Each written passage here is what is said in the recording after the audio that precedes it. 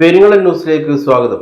കോടിയേരി ബാലകൃഷ്ണൻ ലൈബ്രറിയുടെയും പുരോഗമന കലാസാഹിത്യ സംഘം പാനൂർ മേഖലാ കമ്മിറ്റിയുടെയും ആഭിമുഖ്യത്തിൽ പി ജയരാജന്റെ സനാതനികളുടെ ഹിന്ദുത്വ വഴികൾ എന്ന പുസ്തകത്തെ ആസ്പദമാക്കി ചൊക്ലിയിൽ സംവാദം സംഘടിപ്പിച്ചു. ഇപ്പോഴും ഇന്ത്യയിൽ മതനിരപേക്ഷതയുടെ ഒരു സംരക്ഷിത തുരുത്തായിട്ടാണ് കേരളം പ്രവർത്തിക്കുന്നത്. അത്തരമൊരു സമൂഹത്തിൽ പതിയെ വർഗീയമായിട്ടുള്ള വിഭജനം നടക്കുന്നുണ്ട് എന്ന തിരിച്ചറിവാണ്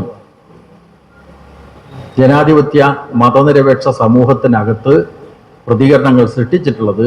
അതിൻ്റെ അടിസ്ഥാനത്തിലാണ് ഈ പുസ്തകം കൂടുതൽ ആളുകൾ വായിക്കുന്നത്, ഈ പുസ്തകത്തെ സംബന്ധിച്ചുള്ള ചർച്ചകൾ സംഘടിപ്പിക്കുന്നത്. ആ ചർച്ചകളിൽ കമ്മ്യൂണിസ്റ്റുകാർ മാത്രമല്ല, ഞാനൊരു CPM പ്രവർത്തകനാണ്. CPM പ്രവർത്തകന്മാർ മാത്രമല്ല, ബന്ധുക്കൾ മാത്രമല്ല, CPM ഇതരരായിട്ടുള്ള ആളുകൾ കൂടി ഈ പുസ്തക ചർച്ചയുടെ ഭാഗമായി മാറുന്നു എന്നതാണ് ആവേശകരമായിട്ടുള്ള അനുഭവം.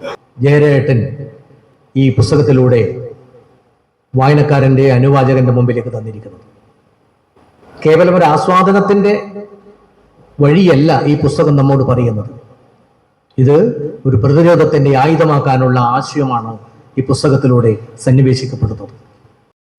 ചൊക്ലി UP സ്കൂളിൽ നടന്ന പരിപാടി കോഴിക്കോട് കേളുവേട്ടൻ പഠന ഗവേഷണ കേന്ദ്രം ഡയറക്ടർ KT കുഞ്ഞിക്കണ്ണൻ പുസ്തകാവതരണം നടത്തി.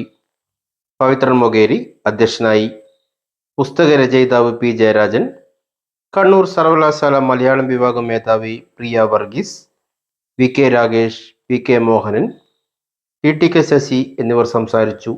O അജിത് കുമാർ സ്വാഗതവും ഡോക്ടർ TK മുനീർ നന്ദിയും പറഞ്ഞു.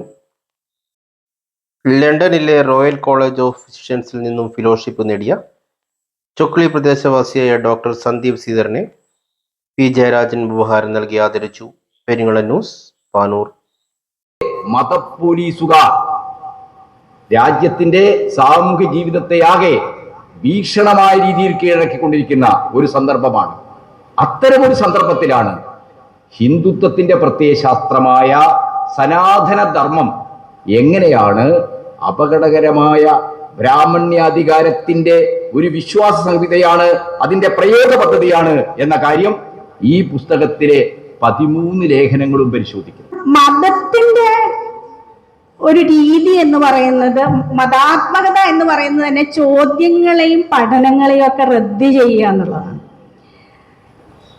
ഈ മേഖലയിലേക്ക് ഇടതുപക്ഷ രാഷ്ട്രീയത്തിന്റെ വക്താക്കളായി നിൽക്കുന്ന ജയരാജേട്ടനെ പോലെയുള്ള ആളുകൾ കടന്നു വരുന്നത് തീർച്ചയായിട്ടും ഭീതി സൃഷ്ടിക്കുമെന്നുള്ളതിൽ സംശയമില്ല. പ്രദേശത്ത് ഈ പുസ്തകത്തെക്കുറിച്ച് ചർച്ച ചെയ്യുന്നത് അതിന് മറ്റൊരു പ്രസക്തി കൂടെയുണ്ട്.